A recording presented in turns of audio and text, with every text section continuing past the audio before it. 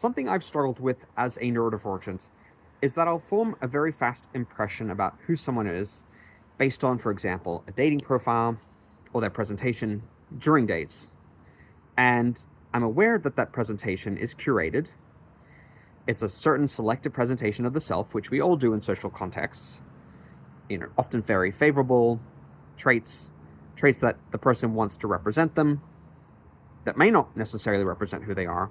It may reflect an idealization of the self, a false front, or a lack of self-awareness about the person that they're projecting into the world, saying that they are one thing when actually in reality they're not. Sometimes they're the opposite.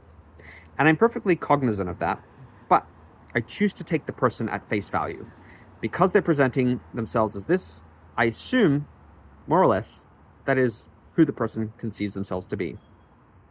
With time and experience, bitter experience, I've learned that no, what you see is not what you get. I might show up in the world a certain way, and that's how I tend to want to present myself, is I am my authentic self. I don't front that often. I do mask, camouflage, and compensate in certain situations, but it is with me, what you see is what you get. That's very much the case.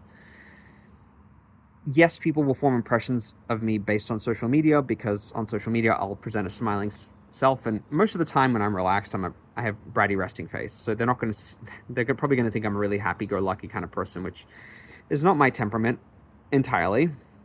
I can be that way when I'm having, an ADHD, energetic, impulsive mood taking over. I can be like that. But for the most part, I'm pretty sober, right? So it's not an intentional, duplicitous presentation of self, but the self I present on social media is my curated smile, because I think that's the appropriate response on social media, what people want to see. And the psychology behind that, people are more responsive to that, generally speaking, when they see that kind of presentation.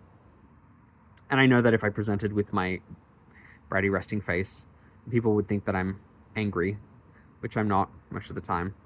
So yes, I have to kind of adjust to some extent. But for the most part, there's congruity between how I present and who I am. And through dating, I've realized, yes, that is not the case with most people. And they're being, again, very selective about what they're presenting, because they want to convey an impression that's favorable, that sells them and their qualities as desirable, and is likely to attract a response.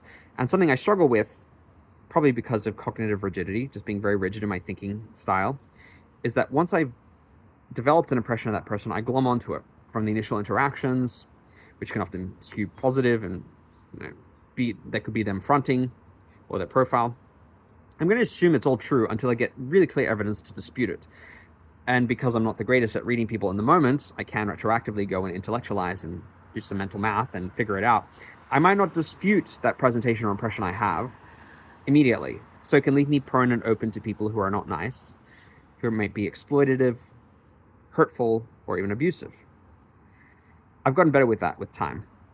But that predisposition, especially in romantic situations, when dating, to read a certain person and go with that impression and take a little bit longer than average to dispute it, I think is probably common for many people, but I know I struggle especially with that as an autistic ADHDer.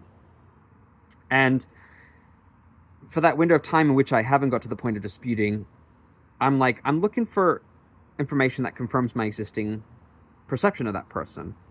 And I'm throwing out contradictory information because I want certainty. My black and white thinking wants a clear perception of somebody or a clear impression of them, and it doesn't want to be clouded by uncertainty, because as human beings, we are cognitive misers. We are lazy where it comes to wanting to do a lot of intellectual heavy lifting if we already have a mental heuristic or shortcut. If we want to just go, oh, no, that's just them, they're in a mood, they're having a reaction, they're being playful, they didn't mean it that way.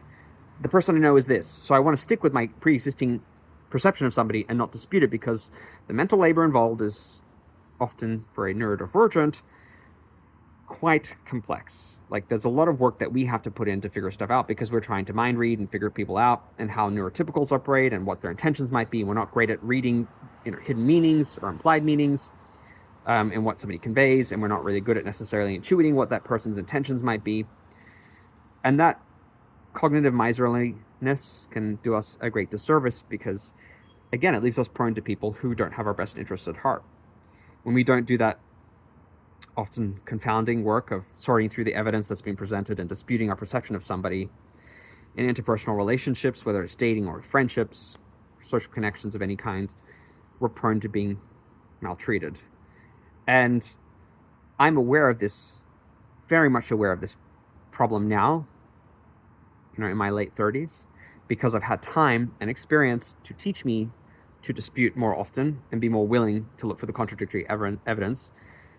And I have a couple of clean categories to slot people into. Are they this person? Are they that person? In terms of classifying whether they're a threat or not, or if they're exhibiting behaviors that of a pattern that I've experienced before. Being a therapist helps because I have labels in my head that I apply. Of course, you're not supposed to diagnose people who aren't your clients, but on a personal level, I do put people in categories in my head to help me understand and rationalize and figure out whether basically they're safe or not safe. I've got a lot more intuitive at doing this and a lot faster in my reflexes of disputing a perception of somebody. And it saved me, I have to say, a lot of hardship because I've screened out people that can't show up for me in any meaningful way or any positive way. And I've shunted them, kicked them to the curb and shunted them to the side, away from proximity where they can actually, if they detonate, they can't harm me. And it's a skill you can learn. I know a lot of us struggle with it. And yes, a lot of negative experiences will teach you to be more circumspect. And the real risk here is that because you've had a series of very negative experiences, you might be predisposed to being avoidant, mistrustful, doubtful of people even when they have the best intentions. You might become very guarded.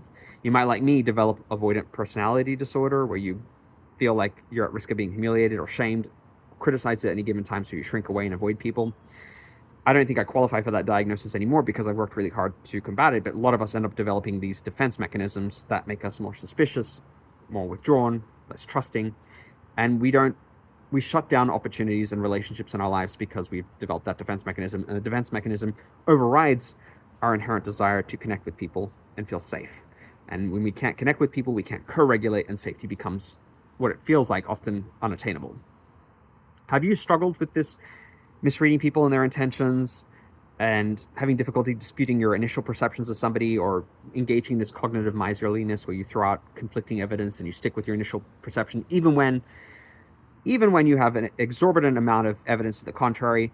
And have you found that you've been able to develop more kind of intuitiveness around that, and you can be quicker on your feet in terms of assessing somebody and reassessing them as needed in relationships or in general social situations?